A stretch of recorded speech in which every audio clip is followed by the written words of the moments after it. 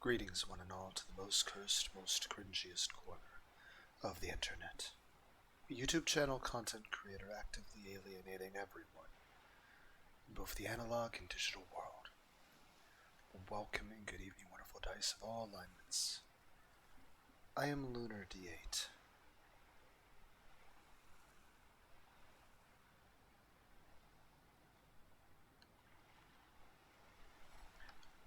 I was standing on the water. The water was so clear, it was almost transparent. It was shallow, and only came up to my ankles. It didn't feel cold. I could hear the intermittent sound of waves. I was holding the handles of a wheelchair. Shogun, no, the real Takumi Nishijo, was right in front of me, wearing his knitted cap. He was sitting in his wheelchair, back slightly, bent forward. Oh yeah, I remember. Nanami actually made us that cap. She knit that for us. I remember that. There was nothing at all around us. You might expect to see a shell buried in the sand, or a seagull soaring through the sky, but there was nothing like that at all. There were no signs of life. Only the blue sea and clear sky.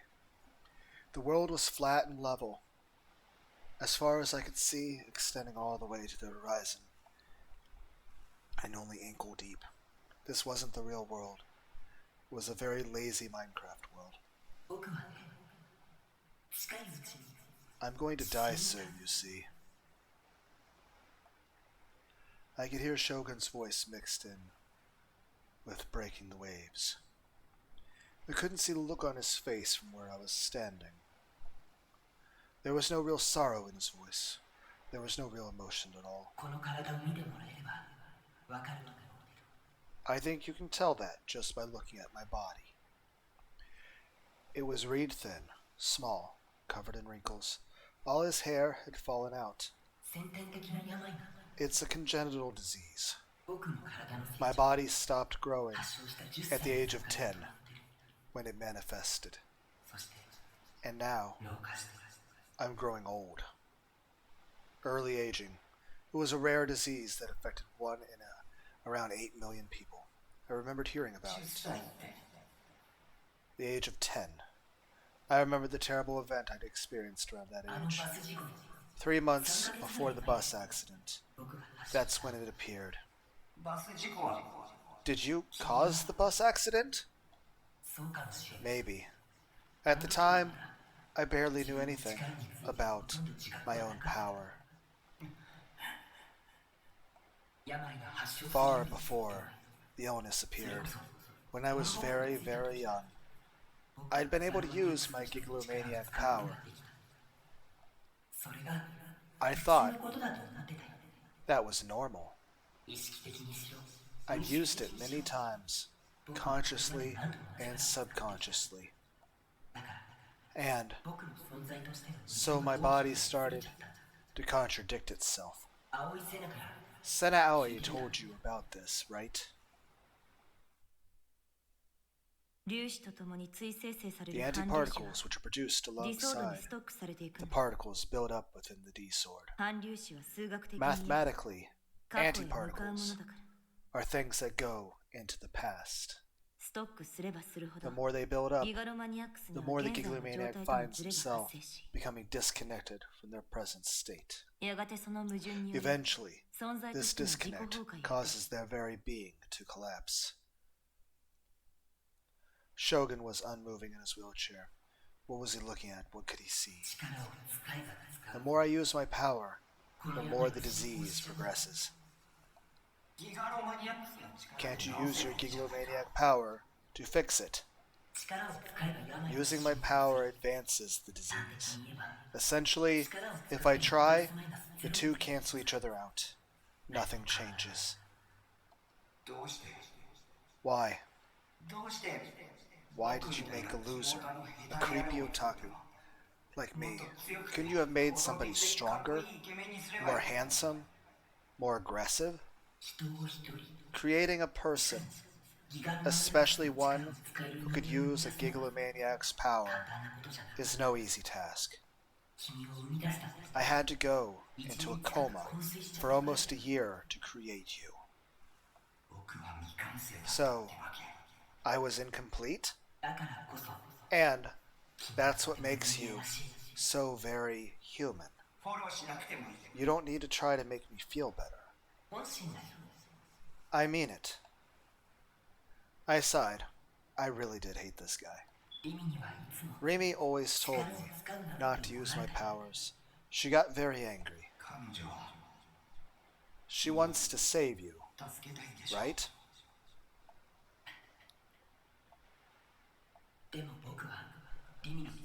But I couldn't give her what she wanted. The danger we face now is because of my IR2. IR2, the strange scribbling on the back of the essay. IR2 caught the eye of a certain scientist, and eventually Nozomi Technologies began researching it. The result of that research was Project Noah, essentially a way to artificially mimic a gigalomaniac's powers. I was only able to realize its existence after meeting Remy. She was being horribly tortured as part of the project. Code samples are needed to make the Noah systems more efficient. These are unique brainwave patterns emitted when gigalomaniacs use their powers. The precedent, the president of Nozomi, a man named Narose, was horribly torturing Remy to get the samples. Powerful negative emotions are what cause a gigalomaniac to awaken and attain their D-sword, you see. Once again, I remembered what Senna said. Escalated biorhythms cause an overproduction of dopamine in the neurons of the mesolimbic system. That's when the D-sword appears. That can happen during dangerous situations, or when you're feeling excited, sadness, hatred, or laughter. It depends on the person. The greater the amount of dopamine, the easier it becomes to observe the D-sword. And that's why you came after me? Yeah. To awaken your power. I'm sorry. It wasn't just me and Remy. Other people have been physically and psychologically tortured, as part of Project Noah as well, to awaken them as gigalomaniacs. Ayase Senna, too. Kozapi, even Nanami, they'd all been made to suffer. Noah, too, was created from IR2.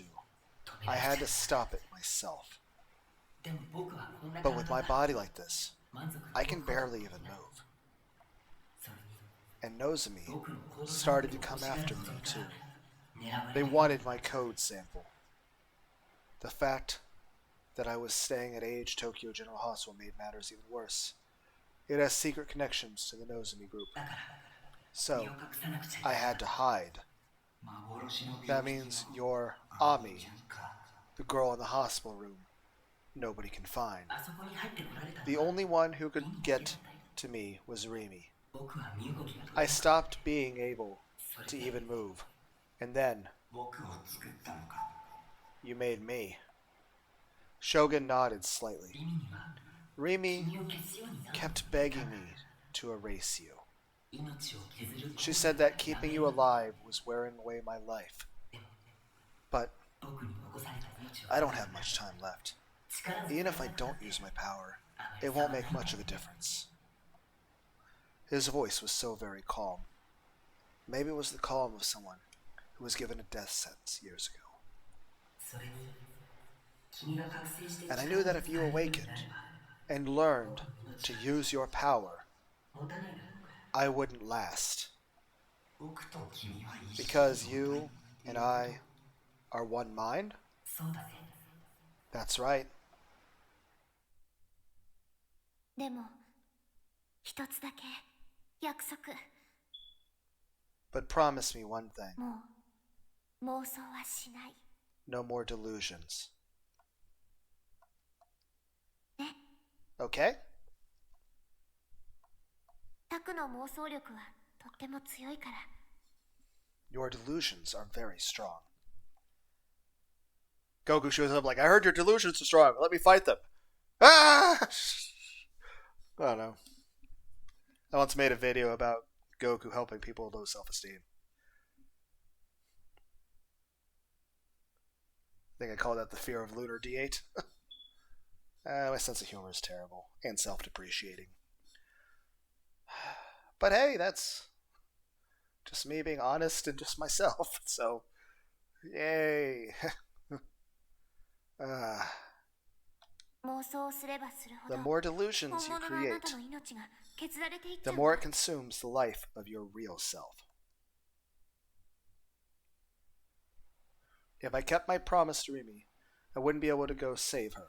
Even if I tried, I'd be helpless to do anything. How much more time do you think you have? Today. Or tomorrow. I think. That soon? I was stunned. It was far less than I expected. Is it because I woke up? You don't need to worry about it. Your awakening is what I wanted to happen. What happens to me if you die?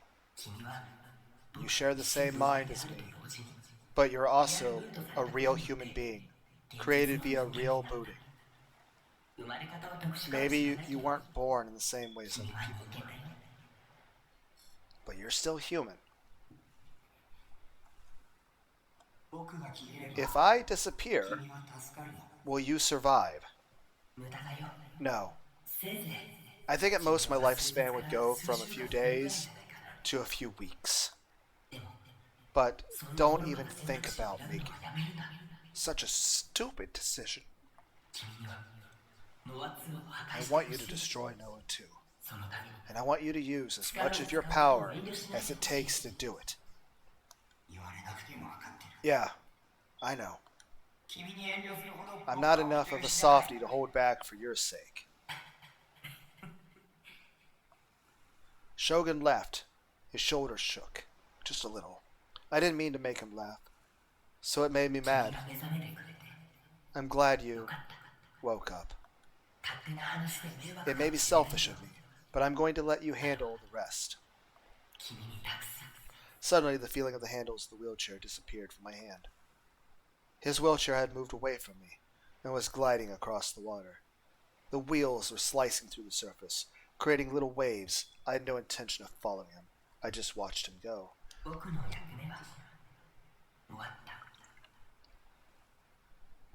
My job is finished. That's really selfish.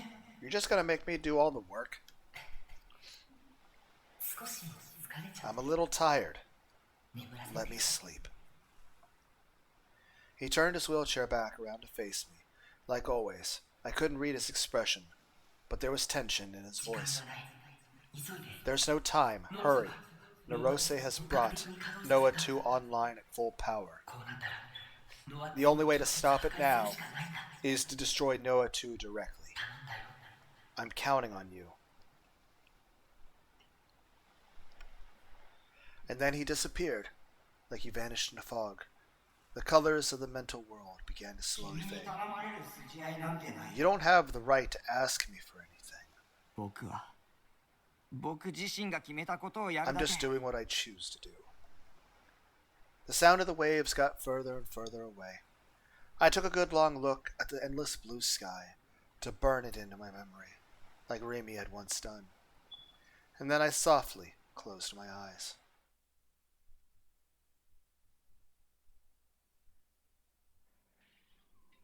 The serious-sounding voice of a newscaster was coming from the radio.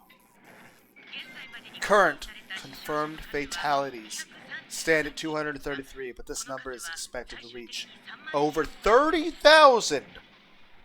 That is, awful. The meteorological agency announced that the earthquake had an intensity of 7 and a magnitude of 7.8, rivaling the Great Kanto earthquake. Some buildings in Shibuya have collapsed, and large sinkholes have appeared. The Shibuya section of the highway system has been shut down due to road cave-ins. All railway lines in the area, including the Yamanote line, are not operating at this time. There was a crackle of static before the voice on the radio vanished entirely. No good. It stopped picking up anything up again. Mostly picked up the old portable radio, shook it, and then smacked it a few times, before letting out a big sigh. This old thing's a heap of junk. She let out a forced smile and looked to the side. Next to her were tired Ayase Kishimoto and Yua Kusunoki.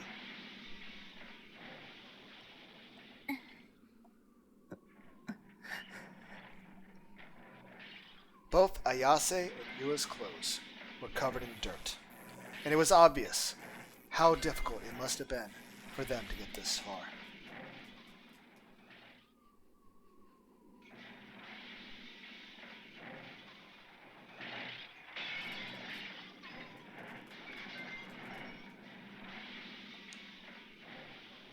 But the weapons in their hands, the D-swords, didn't have a speck of dust on them.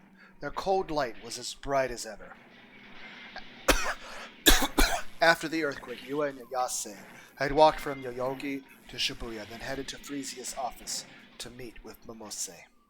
The three of them had waited at a spot near the office, whose building had tilted badly during the earthquake and now seemed in danger of falling over, hoping that Bon would show up.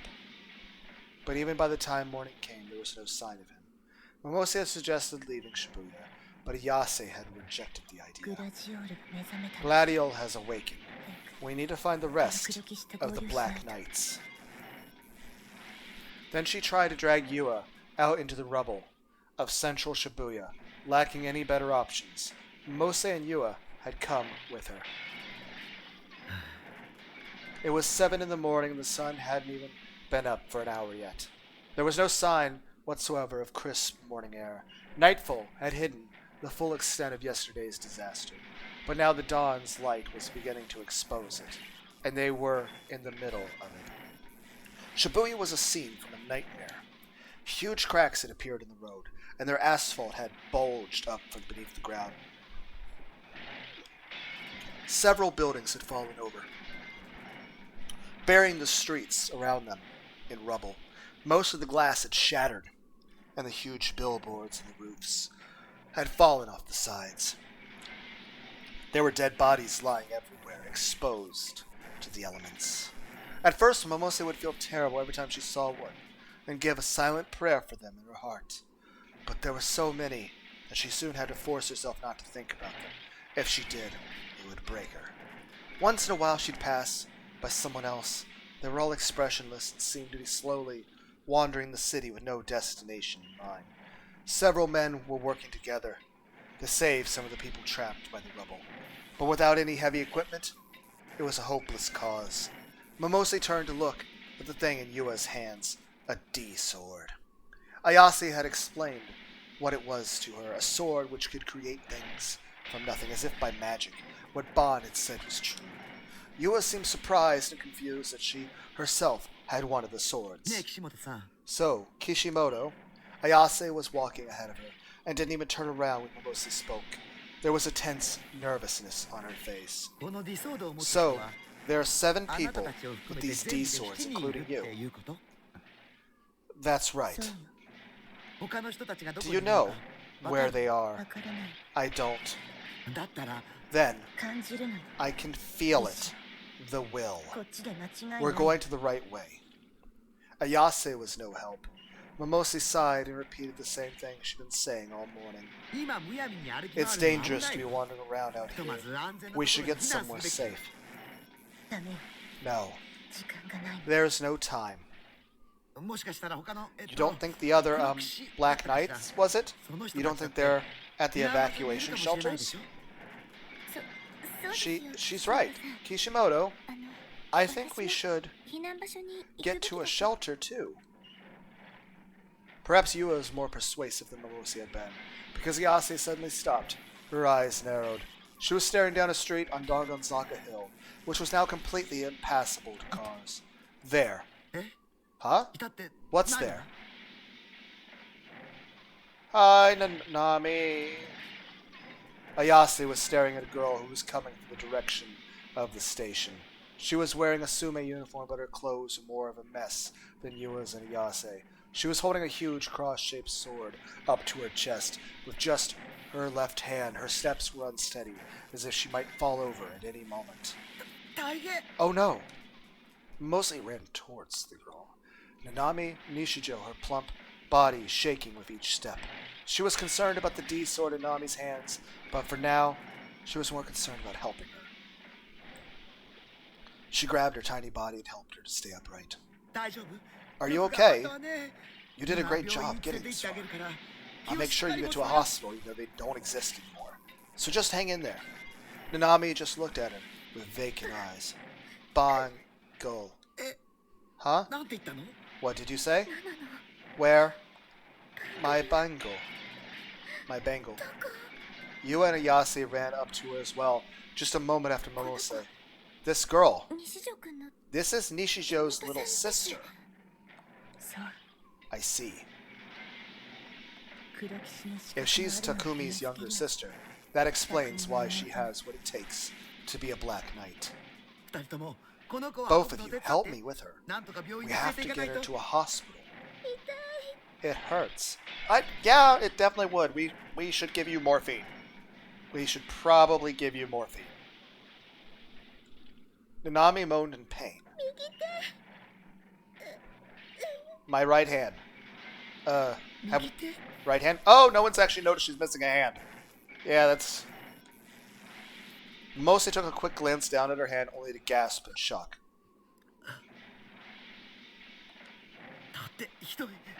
Oh no. This is... We should probably tourniquet that. Then again, it was cut like a week ago, so... Shouldn't it have stopped bleeding by now? Huh? Yua and Ayase couldn't understand why Momose was so shocked. Namami's hand was wrapped in a bloody bandage, but it didn't look that badly injured. But to Momose's eyes, her arm ended in a bloody stump at the wrist. It had been sewn up, but the wound had opened. Ayase tried to grab hold of Nami's right hand with the fingers, a blank expression on her face. But the hand passed through empty air. Her fingers were like a hologram, visible but without substance. Blood dripped from the red bandage and fell in Ayase's hand. Her hand is a delusion. She's imagining she has a hand. A delusion. Rimi. Saved me. Rimi? You mean Rimi Sakahara? You know her? Yes. She's a friend of Nishijo's. Yua had thought that Takumi was the new-gen killer, and spent a lot of time investigating him and his surroundings. Of course, that included the people he spent the most time with, like Nanami Nishijo and Rimi Sakahara. Ayase's expression darkened just slightly when she heard Rimi's name. Rimi Sakahara is one of the 7 Black Knights? Huh? Is that right? Ayase remembered what had happened at the hospital yesterday. She remembered the sadness in Rimi's voice. Kishimoto, leave Taku alone. I don't want him to wake up. Don't you know who you are? What your role is as a Black Knight? I'll handle this myself, somehow.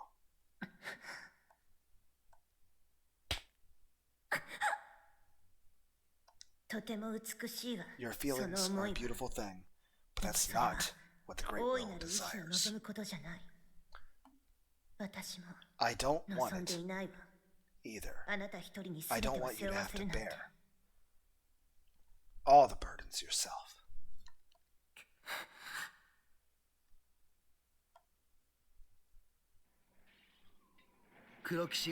Now's not the time to be talking about Black Knights or whatever.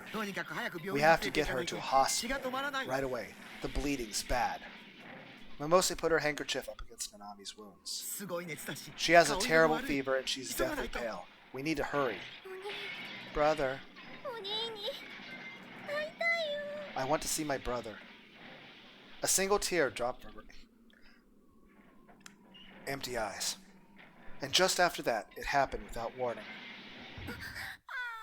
Hello? The street... oh, fuck! The street gave out. Well, that's not good. The street they were standing on collapsed. The ground fell out from underneath them, and they began to fall. It was like they were falling into the darkness of an endless abyss. Mimose screamed in a voice that sounded much too afraid and immature for someone her age. I would be scared too. Lunar then woke up, having pissed himself. I looked up and saw a thick layer of clouds. At some point, the night had ended. But there was no sign of a blue sky. The sky was depressing, dull, dark, and gray. In the distance, I could hear the ear-splitting sound of an ambulance and fire engine sirens. I could see helicopters circling in the sky above. There were so many, like flies. My head ached. It was like there was a road construction crew working overtime inside my skull. The pain was even worse than it had been during the last earthquake. I tried to remember what had happened just before my memories went blank. The white sky, what Shogun had called the third melt. I sat up trying to ignore the pain from my headache, and was shocked by what I saw.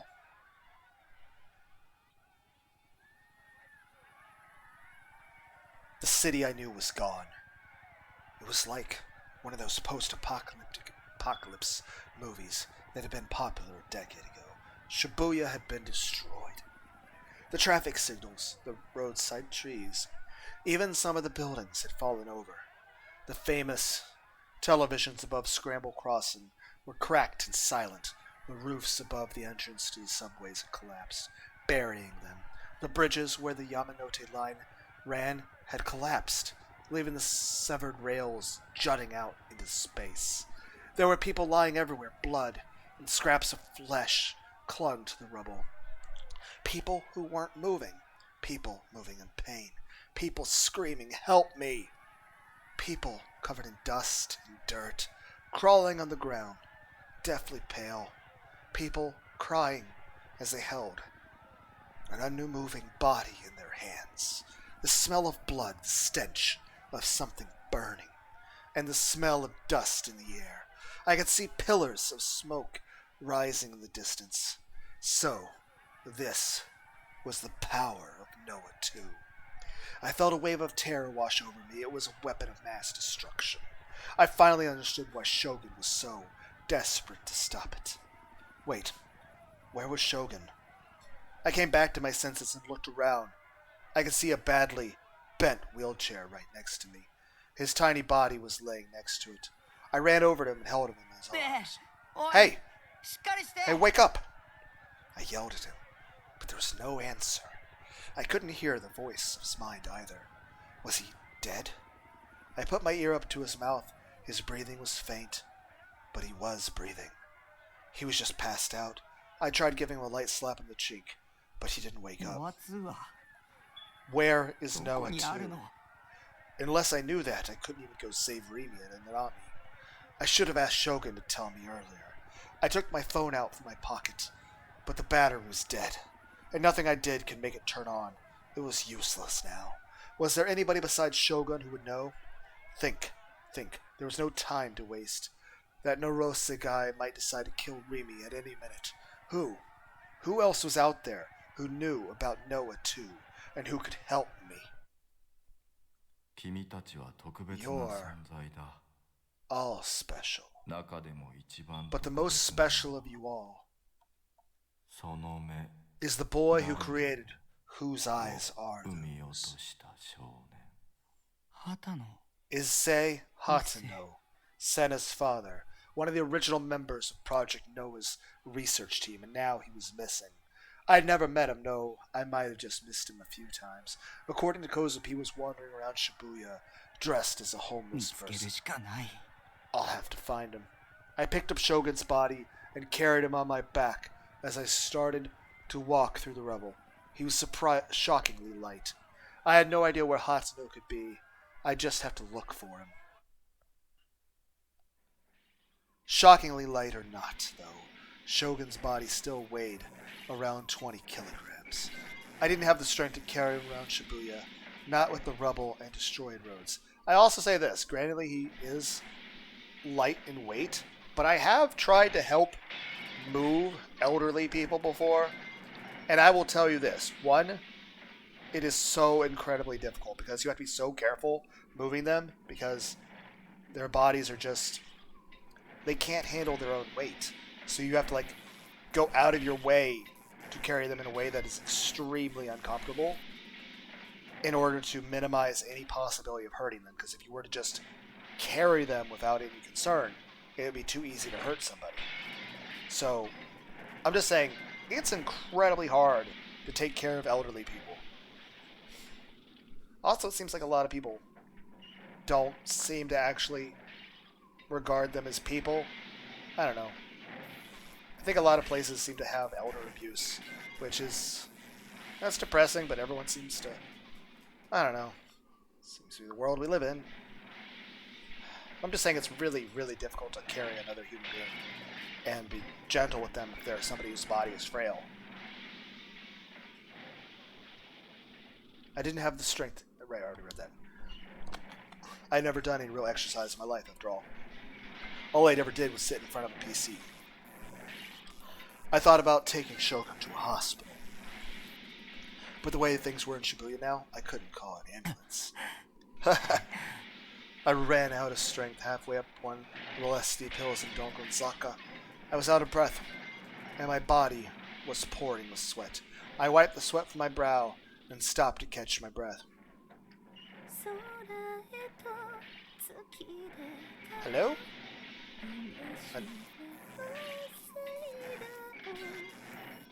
An altar of admonition, piercing the sky.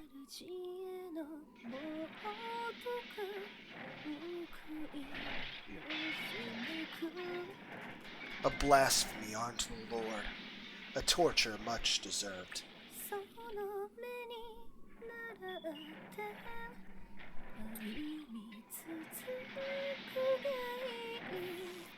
Follow, keep walking as your eyes will lead you.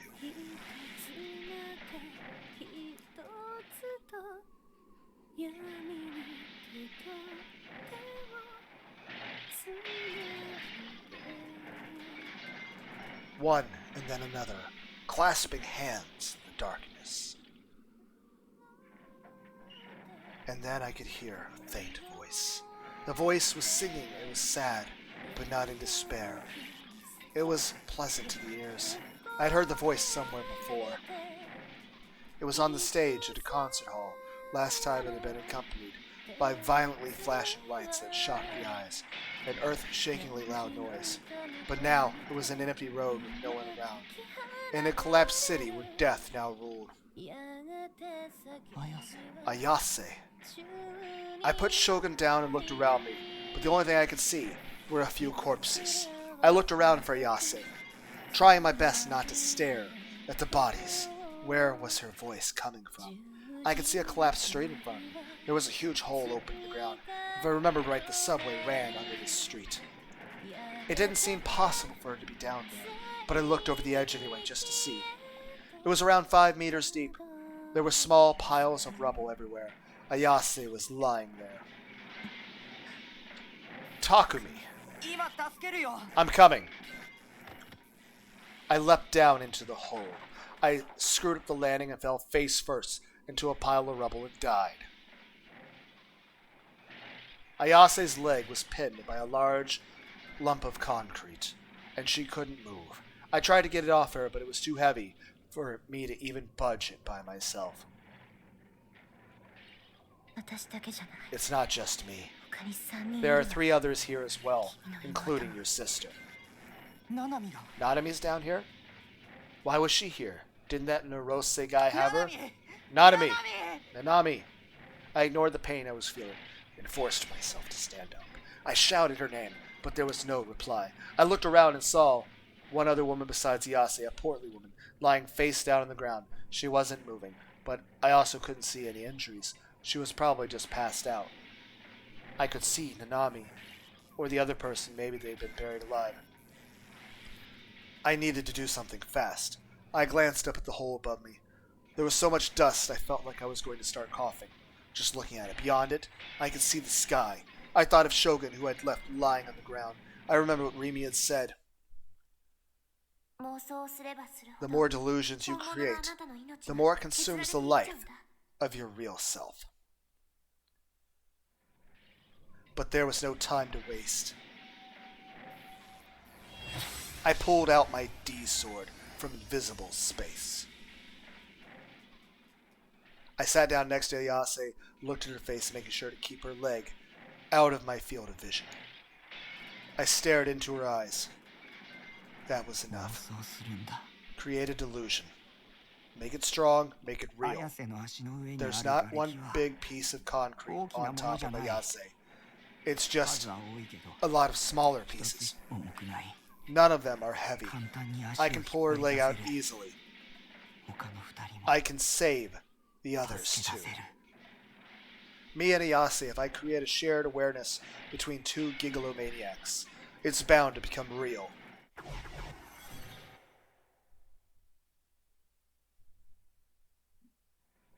Ayase smiled in relief. Her fingers gently stroked my cheek. It was Gladiol who guided you here. I blinked and looked up, trembling. Huh? The huge block of concrete was crushing her leg and turned into a bunch of tiny chunks, just like in my delusion. I moved a few of them aside and she was free. I hadn't for a moment thought that it would work this well. She sat up and rubbed her ankle. Fortunately, she didn't seem to be badly injured. I heard your song. It guided me here. I see. Good. I'm glad I kept singing. I lent Ayase a hand to help her to her feet and looked around us. Where's Nanami? I still couldn't see my sister. Had the delusion failed, or was she already? I started to get worried. Someone... I heard a voice. I looked in the direction it was coming from, and I saw a hand poking out from the rubble. I grabbed the hand by the fingers and looked through the gaps in the rubble. Ah.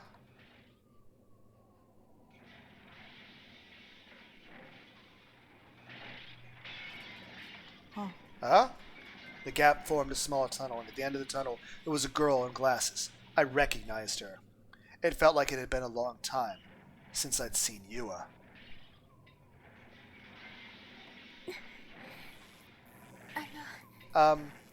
For some reason, this gap suddenly appeared.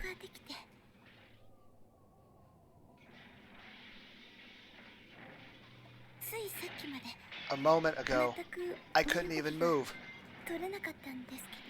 She looked away, sounding slightly apologetic. Hold tight! Huh? I gripped her hand harder, and then I yanked as hard as I could to pull her out of the rubble. Ayase helped too. Together we were able to pull her out without too much trouble at all. Cough, cough. Thank you. Her whole body was covered in dust. There were tiny chunks of concrete clinging to her hair. But she didn't seem to be hurt. Now all that was left was Nanami. I left Yua and Ayase and went to search for her. If Ayase was able to escape that easily, then my delusion had probably worked. And if that was the case, then I might be able to pull her out from the gap, like I had with Yua. Just like I thought, after looking under a few piles of rubble, I was able to find her. Nanami! I called, but she didn't answer. She seemed to be unconscious. I reached out a hand, touched her, but then hesitated.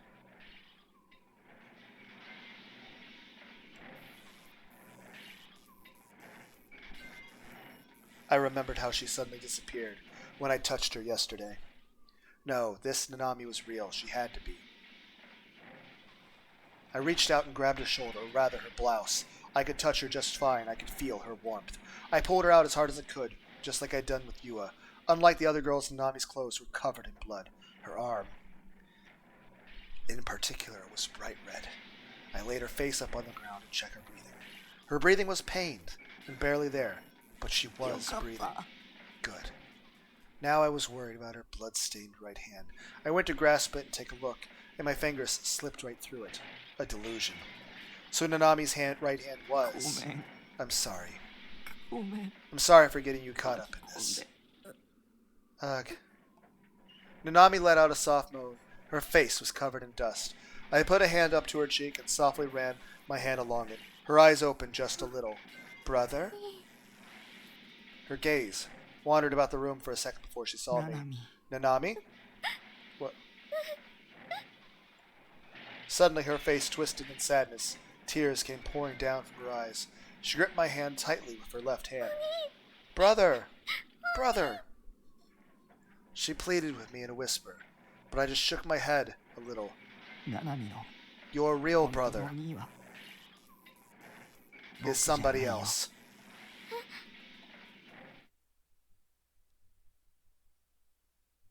Hello? Her memories were all messed up. That's how it seemed to Nanami Nishijo. Her brother's words triggered something in her. It suddenly felt like she had two brothers. No, it didn't feel like she had brothers. Two brothers. She had two brothers. She could see both their faces. One wimpy, helpless, looking, the one covered in wrinkles. But she was also sure that she only had one single brother. There was a gap, and it was getting bigger, a gap between her memories and what she knew. What was real? What wasn't? She didn't know, and it scared her. She tried to empty out her mind.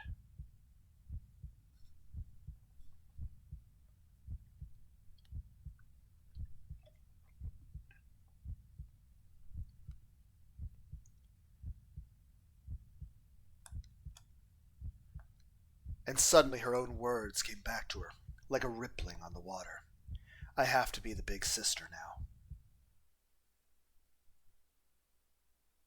Suddenly, she was standing in a hallway at dusk. The pungent scent of disinfectant hung in her nose. There was a plain, unadorned door in front of her. She was holding its handle, and then, without any conscious intent on her part, her hand opened the door. Hey! Are you going to skip dinner again, brother? I keep telling you. You have to eat, or you won't get better. Oh, don't tell me it's because it's got green peas in it.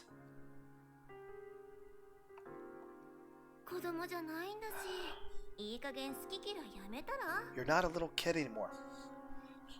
Don't be such a picky eater.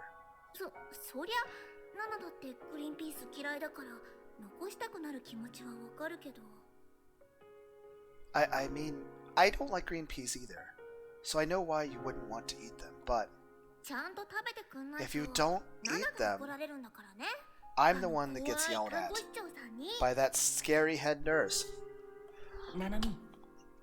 Nanami. What?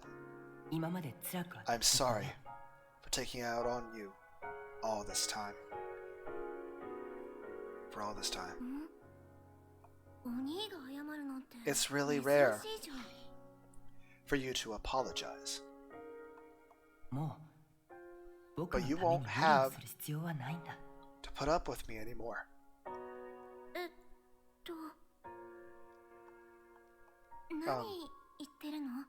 What are you talking about?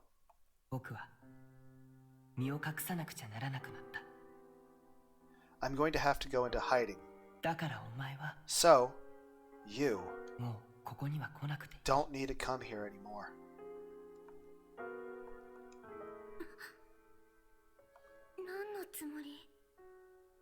What are you?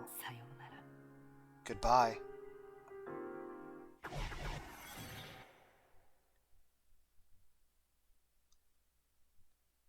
Her memories ended there. The fact that she'd had an older brother, a real one. The fact that he was badly ill, and that she'd spent years taking care of him. The fact that she'd always tried to have her act together, to be strong. All these things had vanished from her memories for the past year and a half. The memories had been hidden from her, and in their place were other memories. Her brother was healthy and lived alone in Shibuya. Her mom had asked her to check up on him every once in a while, and so she'd go to his place after school. This had been her habit for a long time. It was normal in her family. She never doubted these memories. Why did I forget? 30 minutes after she was rescued from being buried alive, Nanami was finally reunited with her real brother. He was lying on the road. He was breathing, but unconscious. His body was small, thin, covered in wrinkles. He looked so weak. It was the brother she'd always known.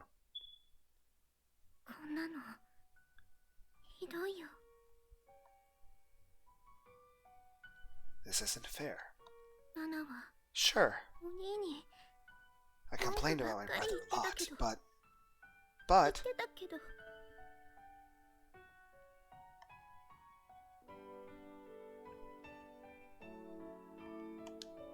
She was weeping as she clung to his tiny body.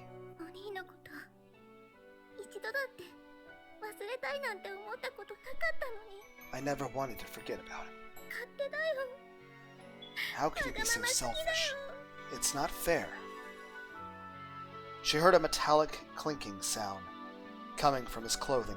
Something fell out of his breast pocket. Ah! It was what she'd sought for so long. It was what she'd lost when they'd taken her right hand. A cheap bangle of a snowflake design. She stared at his face, confused, but his wrinkled eyes stayed shut. She picked up the bangle with her left hand. It felt just like she remembered. The bangle was the first present her brother had given her. It was her treasure. She looked up, her eyes unconsciously searching for her other brother. One moment.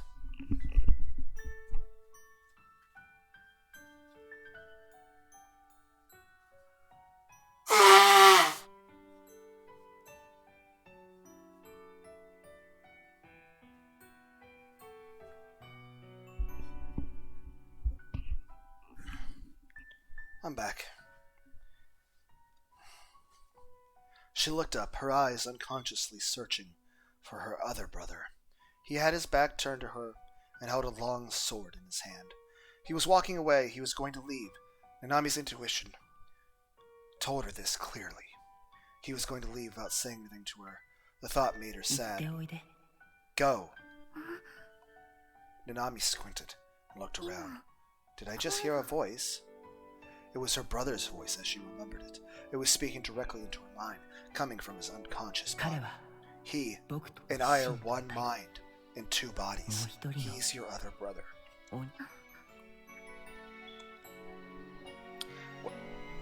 Whether it was her brother's voice or just her own imaginings, Nanami couldn't tell.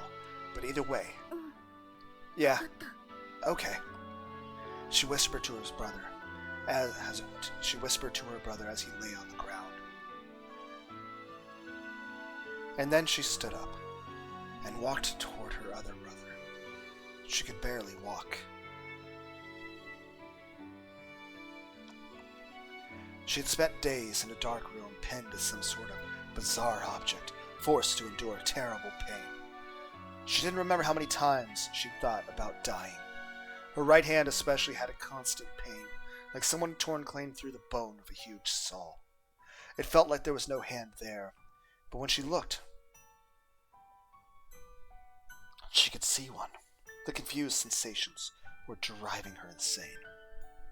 Mentally and physically, she was exhausted. If she wasn't careful, she might collapse here, unable to take another step. That's why it took all of her strength and effort to even stretch out her hand. But she wanted to stop him from going, no matter how hard it was for her to do. Wait.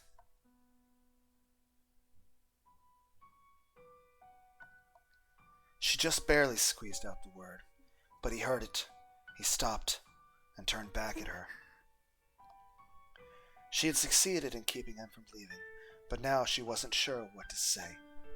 The reality was that this boy wasn't her brother, but her mind kept telling her he was.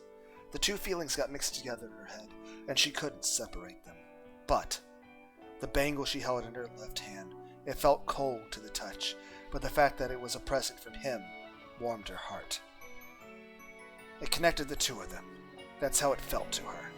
That was enough of an answer for her. お兄は Brother, 本当のお兄じゃないかもしれ you ない might not be my real brother, but 頼りにならなくて you might be a た wimp くさんで and an otaku and do nothing but collect anime お人 dolls. 形さんばっかり集めてて口が悪くて And you're mean and foul-mouthed, and you say all kinds of nasty things.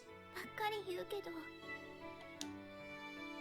お兄もナナのお兄だよ But you're my brother too. She held back her tears and smiled as best she could. Oh.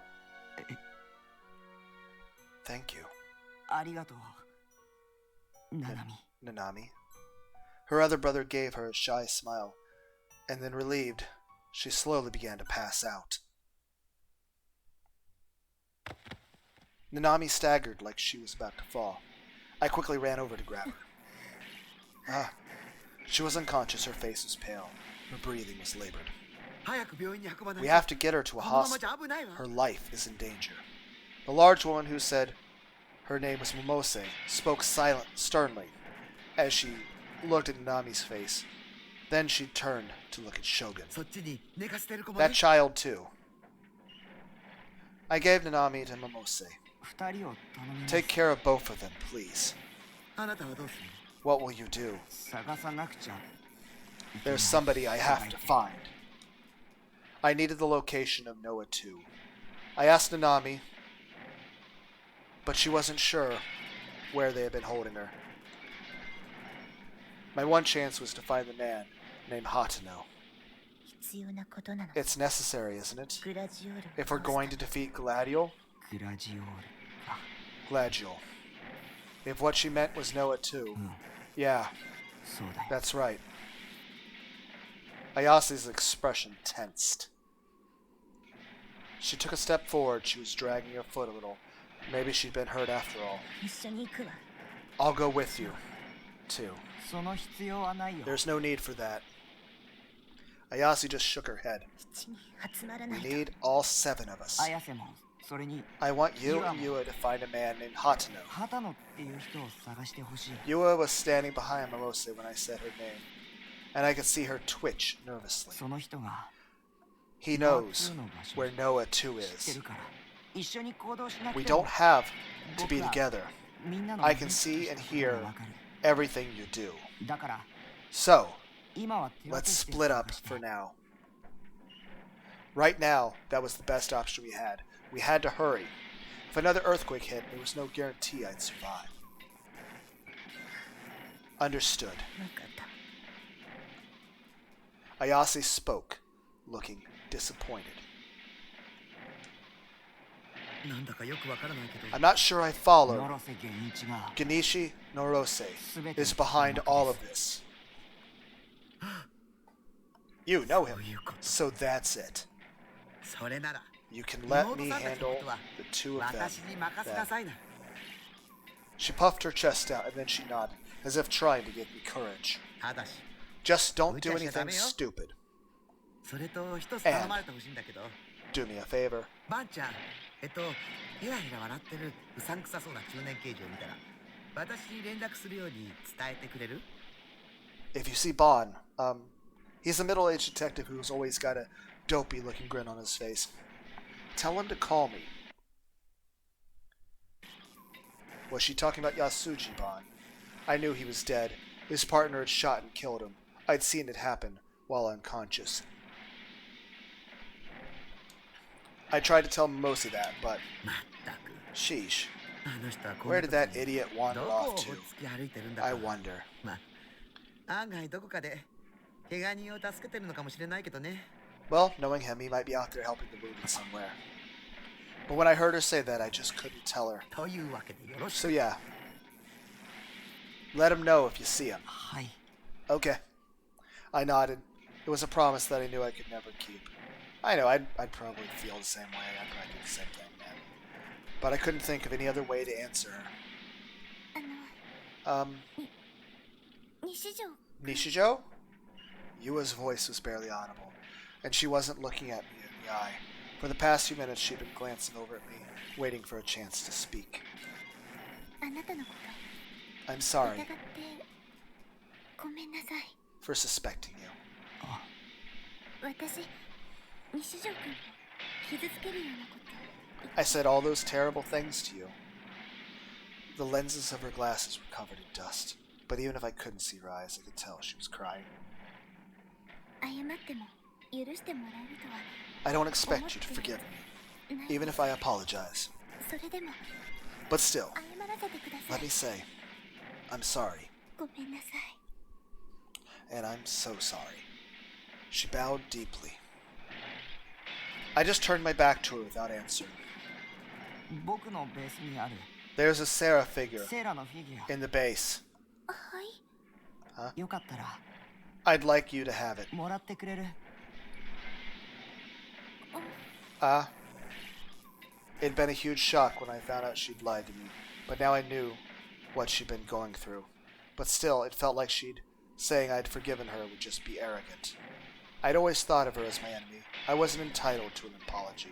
I didn't have the right to forgive her. あのいいんですか You're sure? もらってほしい I want you to have it. Okay. はい Okay. また一緒に Let's go buy figures together 買い again に行きましょうね sometime.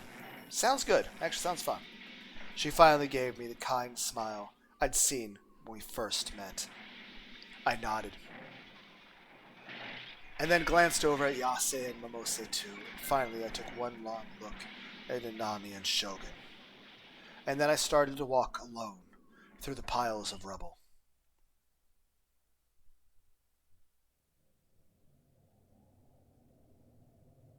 Shinsen Station was one station away from Shibuya on the Inokashira line. By train, it took only a minute to get there. The station itself was covered by a tunnel, and the only light from the outside came from the entrance at the end of the platform. Because of the earthquake, all the lights were off. It was far darker than usual. Ao Senna stopped inside, supporting the body of Kozue Arahara as she walked. There was no need to buy a ticket. There weren't any station attendants around, and the ticket machines weren't working either. She looked over at the rails and saw that they were badly bent. Of course, the trains hadn't been running since yesterday. ズッキンするの It really hurts.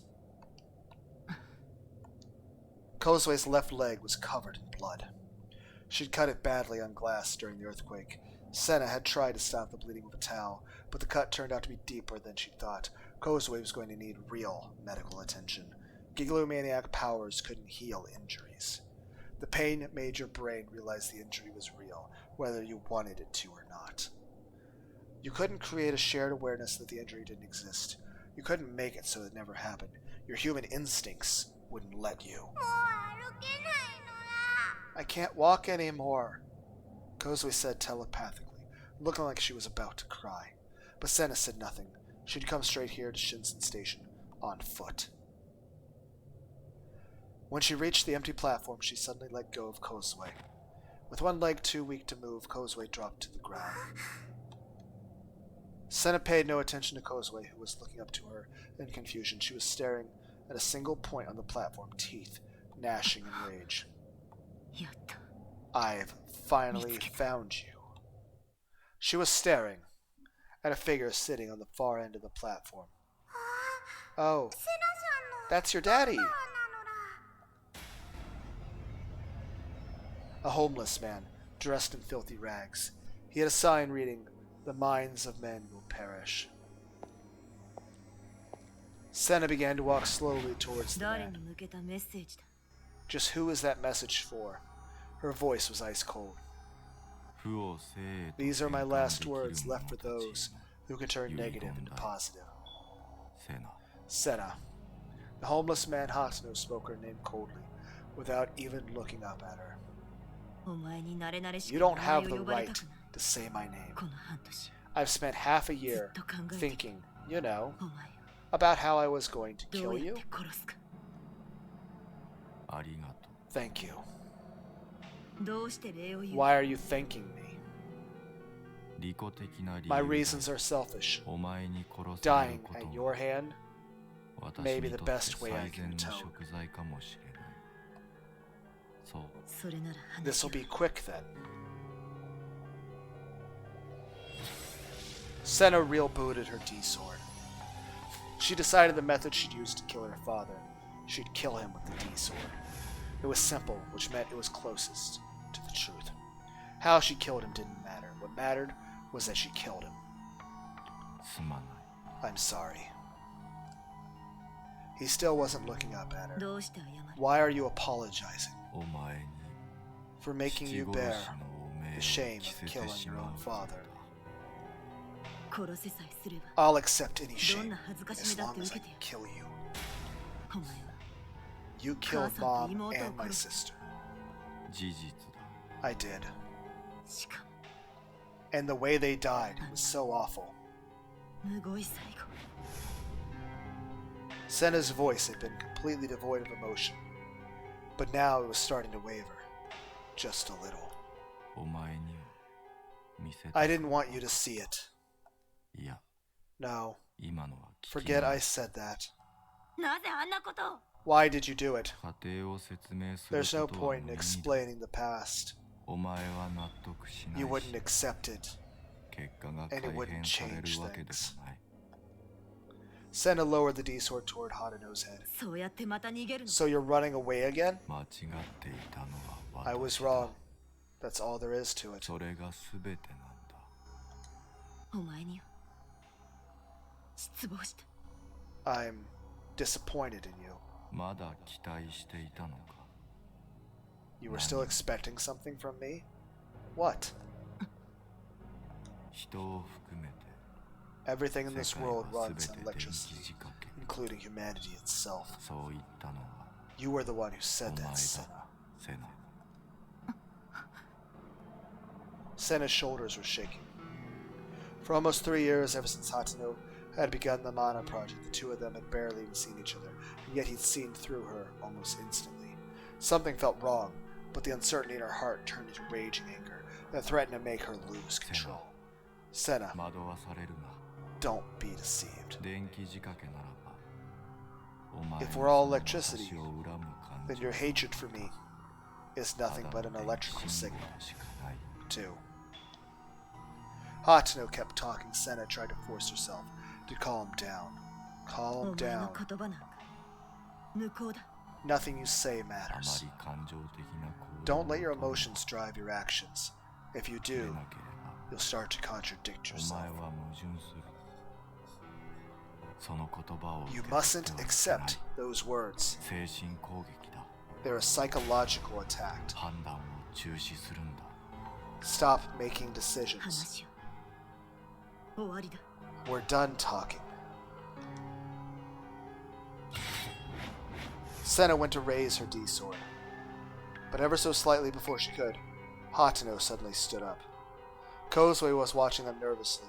She thought about trying to stop them, but her foot hurt too much for her to move.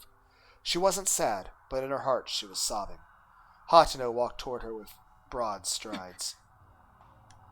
Senna was slow to react, so she changed her stance to strike him when he got close. But when she went to move, she slipped on some loose stones. She lost her balance, her uncertainty was showing in her movements. The sharpness had disappeared from her demeanor. She was afraid. Hating her father was how she'd kept herself from spiraling out of control. But now that she was face to face with him, she was afraid of confronting him. She didn't know why, but she was sure that what he had said just a moment ago was the cause. Hatano was running at her with incredible speed. No! She fell backwards, and as she did, she swung the D-sword upward. The blade had no weight, and so no center of gravity.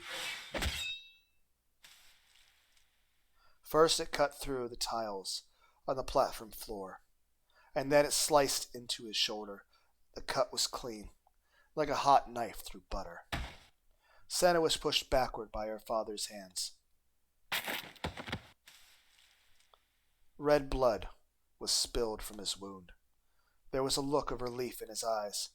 Senna bit her lip, just as something struck him in the chest. Was someone trying to shoot her? Was it Sua?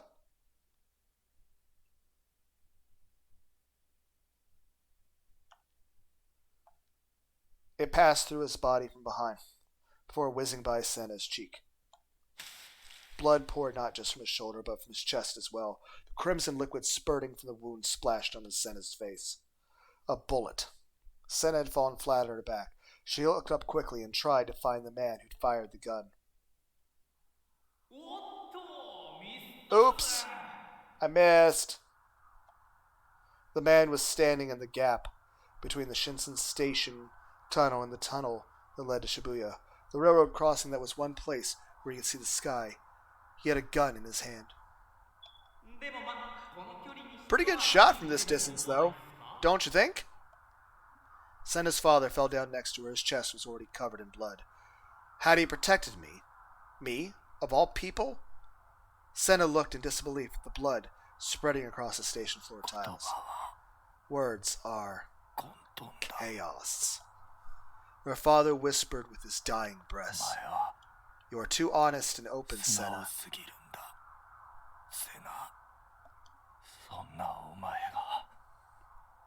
That's what makes you so sad.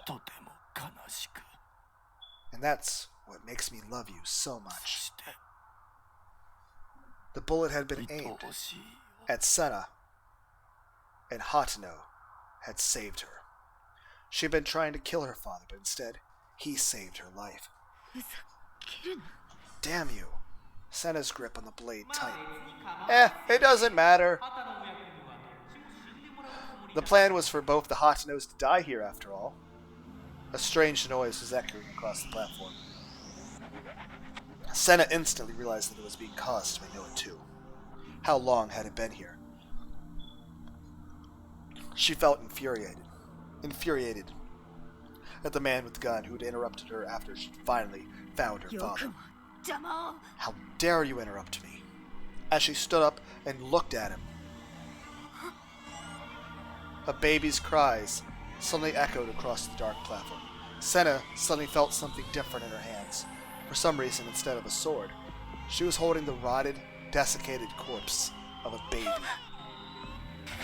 She threw it away, but then she realized it was her own sister, who she'd seen just one time. Ugh. Senna began to feel uncertain once more. She couldn't take her eyes off of it. She couldn't forgive herself for throwing away her little sister, for finding her appearance disgusting. It had been the same way last time when she had been forced to witness her mother's end. She'd seen her mother go insane and die.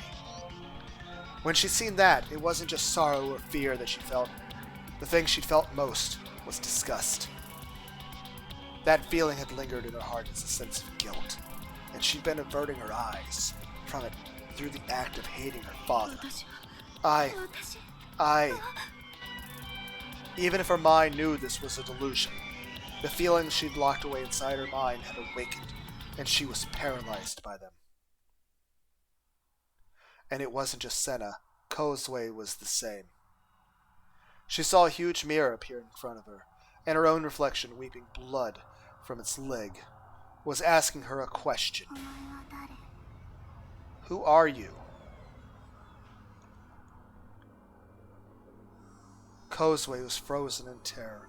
Huge tears rolled down her face. The wound she wanted to forget, the past she didn't want to remember. Rotted tears were pouring up from her heart. She wanted to run away. She wanted to look away, so she wouldn't have to see the mirror. But her body wouldn't move the way she wanted. The girl in the reflection wasn't crying at all. Who are you? Who are you? Who are you? Who are you? Who are you? Who are you? Who are you? Who are you? Who are you? Who are you? Who are you? Who are you? Who are you? Who are you?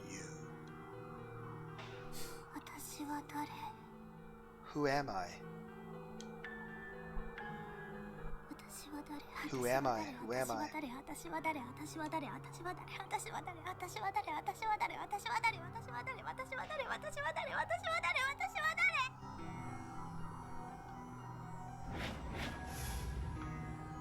Gestaltstafel.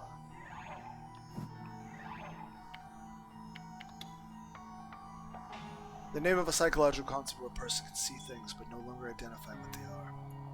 After the human brain receives visual information about an object, it needs to add in context such as past experience, the surrounding environment, or known facts in order to determine the object's identity.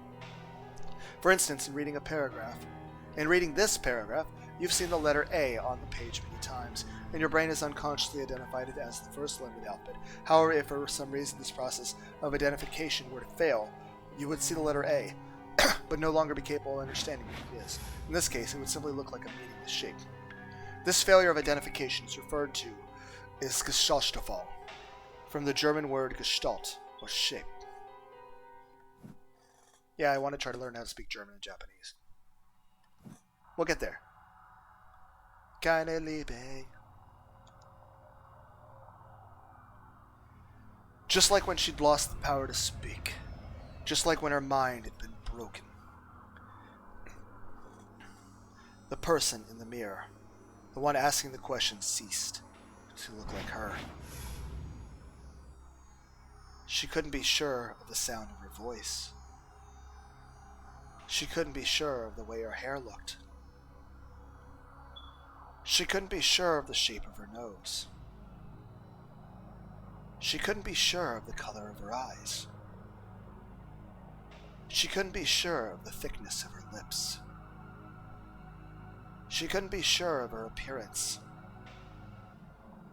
She couldn't be sure of her own face. Who am I?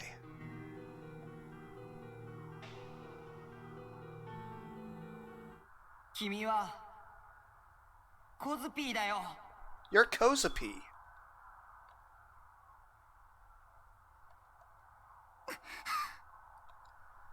The vision of herself in the mirror, which had threatened to split into countless fragments, was frozen in place by the sudden voice. I'm Kozapi. I'm Kozapi.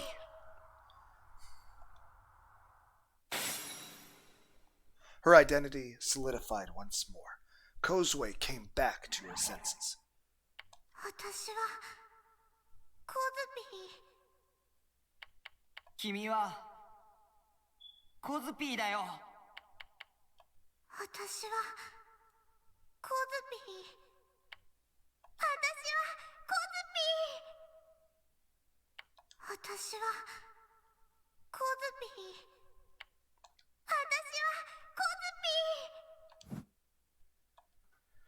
The huge mirror in front of her shattered.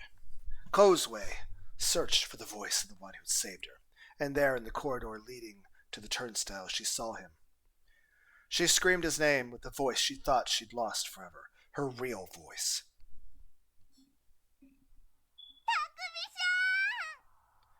Takumi!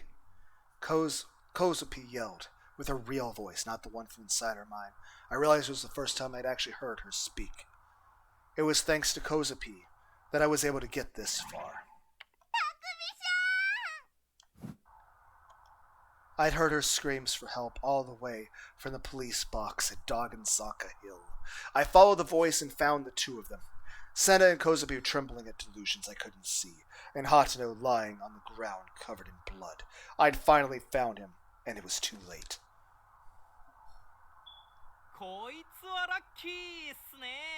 Looks like today's my lucky day. A man was standing near the railway crossing, holding a gun. He was spinning it with his fingers, like some kind of Old West gunman. The man was wearing a suit, but he also had a backpack on too. The machine inside was making an awful noise. Marumo Suwa, a detective assigned to Section 1 of Metropolitan Police. I'd met him before. And I knew what he'd も done. ともとは目障りな旗の親子を処分しに来たんすけどね。 I came here to get rid of the Hatanos, since they were becoming a nuisance. 西条くん。 But Nishijo, 自分から火に飛び込んできてくれて。 I'm happy to see you here too. 君を見かけたら I'm supposed to capture you になってるんすよ。 if I find you. 誰に Who told you to do that? 内緒っす。 It's a secret. He had a grin on his face.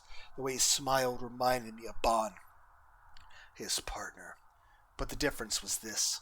Bon's smile was an act, either to make someone let their guard down or just piss them off.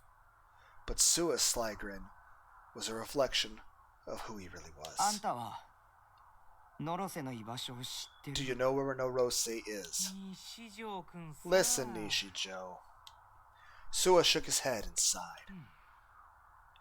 口の利き方に気をつけてほしいっすね。自分の方が年上っすよ。 You really need to show me some respect. I'm your elder, you know? バンっていう人を殺したのは You're the one who killed the man named Bon. だから And if I am, 刑事のくせに you're a 人 detective. を殺すなんて You're not supposed to kill people. 君には言われたくないっす。 You're one to talk. I don't think I've ever killed anybody.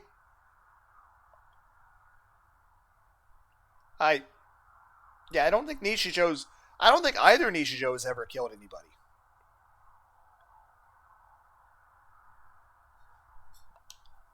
I clenched my D sword tighter. But I guess now is a good time to start. あんたみたいなやつに I don't need 敬語を使う to 気 show なん you て any respect at ない all. よ I clenched my D sword tighter. んそんな舐めた口聞いていいんすか？ You sure that's the attitude you want to take? You're going to use Remy as a negotiation point, aren't you? You're going to mention if I cut you down, you're going to kill Remy will die. 殺すぞ。 You know, I could just kill you right here, you virgin. Was that necessary? What's with the fucking eye look, man? That being said, voice actors did a good job. Yeah, I thought you were gonna use Remy as a bargaining chip. Even from this distance, I could see it clearly. The way the smile disappeared from his face. 殺すぞ。童貞野郎。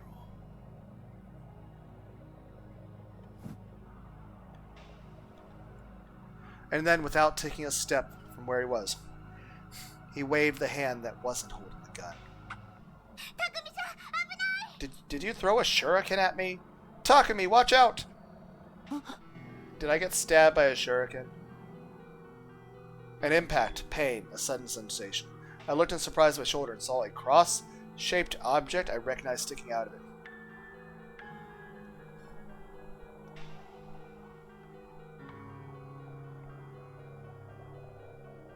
Are you also a giglomaniac, and your sword is just a bunch of tiny crosses you throw at people? No, it wasn't a cross, it was a stake.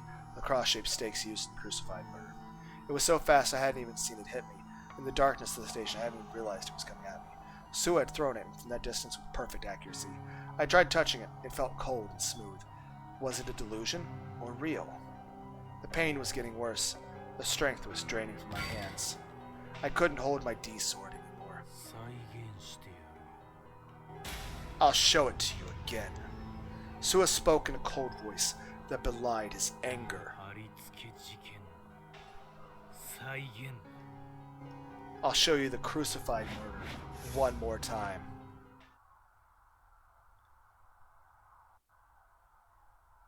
Senna, please help.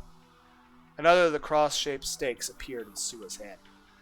He flung it at Takumi Nishijo, barely keeping his raging anger in check. Are you like rapid-firing those things? Since when are you a machine gun, man?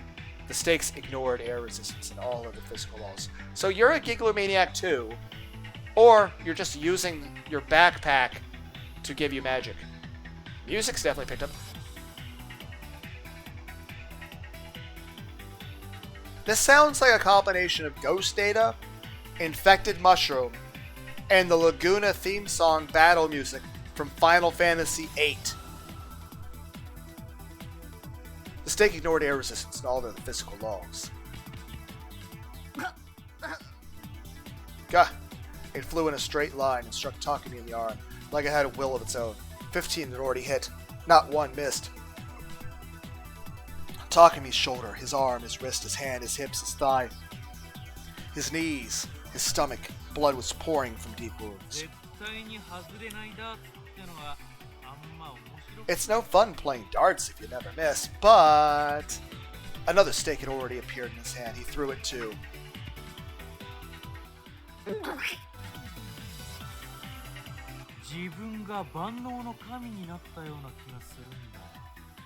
It feels like I'm an all-powerful god. It was a very strange sensation, I thought to myself. He can't even hear me, Sua thought. The pain from each stake felt real to me. Sua threw another stake at the helpless Takumi.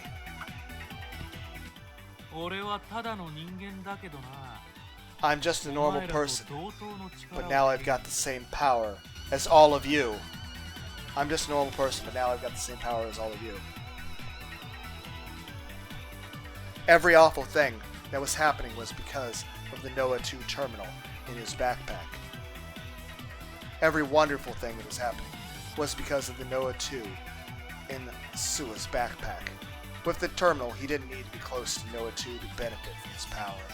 With the terminal, he didn't need to be close to Noah 2 to benefit from his power. He would become an artificial gigalomaniac. Sua had let the power take complete control over him. Sua had given himself over to this wonderful power. Sua was an insane fanatic, willing to do whatever he had to for the sake of his leader and his church's teachings. Sua was a brave soldier, willing to do whatever he had to for the sake of his leader and his church's teachings. This is power. This power is a gift from God.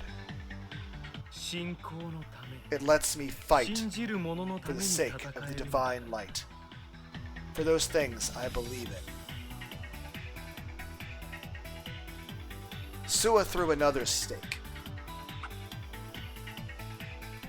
The stake pierced my neck. The stake pierced Takumi's neck. The pain threatened to tear my body apart. The pain was maddening. Sua's heart was filled to the brim with cruel joy.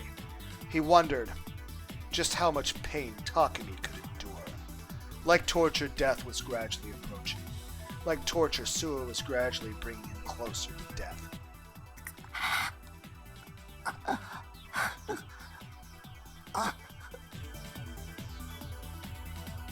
I was helpless to resist. I tried to force what strength I had into my legs to keep from falling over.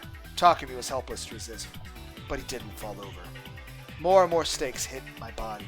Sua flung more and more stakes at his body. My chest, my stomach, my nails, everywhere on my body. Takumi's chest, his stomach, his nails, everywhere on his body. The thick, sharp stakes kept hitting me without mercy. The thick, sharp stakes kept hitting him without mercy. You're like an insect pinned to a collection board, and not a rhino beetle or a butterfly. A little brat like you is more like a stink bug. I couldn't even stand now. Takumi couldn't even stand now. It was sheer strength of will that kept me from falling over. Sua couldn't understand how he hadn't fallen over yet. But I wouldn't last much longer. But he probably wouldn't last much longer. I couldn't see. It was like there were censorship bars over my vision. His eyes were empty. He probably couldn't see anything anymore. If you've got any last words, I'll hear them. But make it 10 words or less. If you've got any last words, I'll hear them. Sua whispered to me with a victorious grin, gripping the next stake in his hand.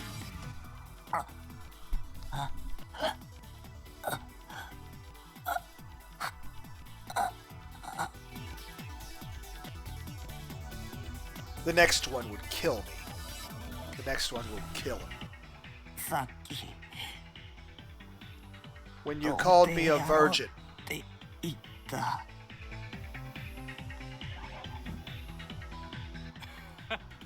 傷ついたのか。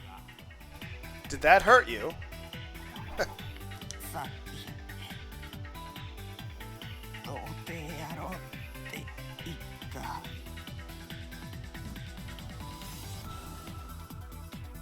I turned my eyes and glared at Sua, using his voice as a guide. It sounded very far away. Takumi was looking at Sua. The light was almost gone from his eyes. これが最後の一本。 This is the last one. 信仰の救いは The divine お light 前にはやらねえよ。 won't save you. I could sense the stakes Sua threw, ripping through the air in front of me. Sua flung the stake in his hands. 知ってる。 Didn't you know? The stake would be the fatal one. The stake would be the one that delivered the promised gospel.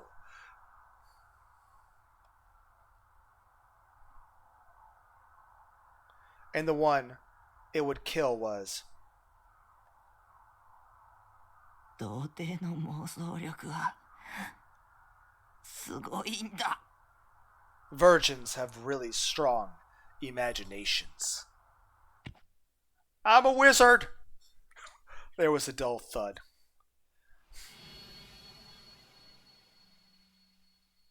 The stake embedded itself deep within the forehead. A terrible, overwhelming pain boiled up from within Sua's body. The terrible, overwhelming pain I'd been feeling vanished from my body like it had never been there at all. Sua screamed a voiceless scream. I took a deep breath and ran my tongue across my dry lips. Sua's entire body was covered in cross-shaped stakes. There was a single cross-shaped stake in my hand. He looked up to see a stake sticking out of his forehead. I looked up to see a cloudy gray sky. 復活の奇跡は物語で妄想なんだ。 The miracle of the resurrection is a story, a delusion. 何 What did you do? 妄想シンクロ。 Delusion synchronization. The melding of one's delusion into another, an invasion of the mind. Like two ripples in the water canceling each other out, like two wavelengths resonating, intertwining with one another, melting together. The causality he had been creating had been altered. This altered causality created another created. They'd been switched. I'd switched them. It was impossible. Sua couldn't believe it. I could see from Sua's face that he thought it was impossible. He didn't believe it. 神の先兵ならメシアと同じように朽ち果てろ。 If you're a soldier of God, then die like your Messiah. Takumi flung the stake aside. I flung the stake aside. Sua's vision began rapidly to go dark. The light was rapidly fading from Sua's eyes. それと And one more thing. 僕は救いなんかいらないよ。 I don't need your salvation. Sua didn't say a word. He had died on his feet. I went back inside the station. Kozupi was looking at me in shock. For the look of it, she had seen the whole thing and hadn't believed it. Her leg was covered in blood and it looked like she was in a lot of コズ pain. ピー Kozupi, 大丈夫。 are you okay? She nodded several times, still laying on the ground, but she couldn't stand on her own. She looked up at me with shining eyes. 匠さん、今何が起きたの？ Takumi, what did you do? What did you do? Kozupi was talking normally, huh? あ、 Oh, 本当だ。 you're right. Hey, I'm proud of you. Good job. She was looking at me in confusion, a finger on her lip. But she quickly had something more important to ask, it seemed. 童貞さんの妄想力はすごいの？ Is it true that virgins have good す imaginations? ごいよ。 It's true. Senna had said that ignorance was a sin. But I didn't think that was true. Ignorance helped you perfect a delusion. If you were ignorant, you could expand the delusion in any direction you desired. You could create delusions you'd never be able to make if you knew something what was really like. Delusions were what virgins were best at. Come to think of it, where was Senna? I searched for her along the darkened platform. You okay? Senna was standing on the platform, body slumped at her feet was 畑野さん Hatano. Issei Hatano lying in a pool of blood. He wasn't moving at all. Even I could tell he was dead. I hadn't made it in time. I thought if I found him, he could tell me where Noah 2 was, but... 渋谷駅のすぐ横にある。 Oh, you're reading my mind. Noah 2 is right next to Shibuya Station. Huh? Senna whispered as if she'd read my mind. She was looking down at Hatano, at the corpse of her own この father. 男が死ぬ間際に Just before he died, 私の心 he に sent 伝え one た last message to my mind. 渋谷駅の東 The 口 east entrance to Shibuya ビ Station, ルの屋上にある。 the closed-off planetarium. 今は閉鎖 on され top た of プ the ラネタ building. リウム。そこに That's where Noah 2 is. どうも Thanks. I wasn't sure if I should say anything to Senna or not. She hated her father. She wanted to kill him. Her wish had been granted, but now she looked so sad and alone. くそ Damn it all! 私をかばって You think you atoned for your それで罪を sins 償ったつも by り saving me? Senna's words were directed at her father, who was now gone お前 forever. は自分の You 罪を admitted 認 your め sins, and then その上で私に見せつけるよう you practically に committed 自殺したよ suicide, うなものだ。 as if to shove it in my 許せない。 face. I can't forgive you. 私は I'll お never 前を forgive 許 you. さない。セナさん、心が泣いてるの。 Senna's heart is crying. 本当はお父さん She didn't really want to kill her dad. Just like Kozapi had whispered, Senna's strong, tough attitude was now completely gone.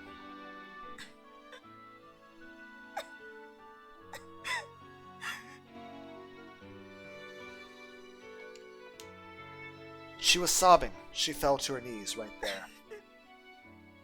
どうして生きて罪を償おうとしないんだ。 Why didn't you try to live and atone for what you did? どうして私を一人にするんだ。 Why did you leave me all alone? どうして Why? セナ Senna, 西条 Nishijo, please. Senna looked at me. Her face was wet with tears. There was no trace of the stern expression that had been there before.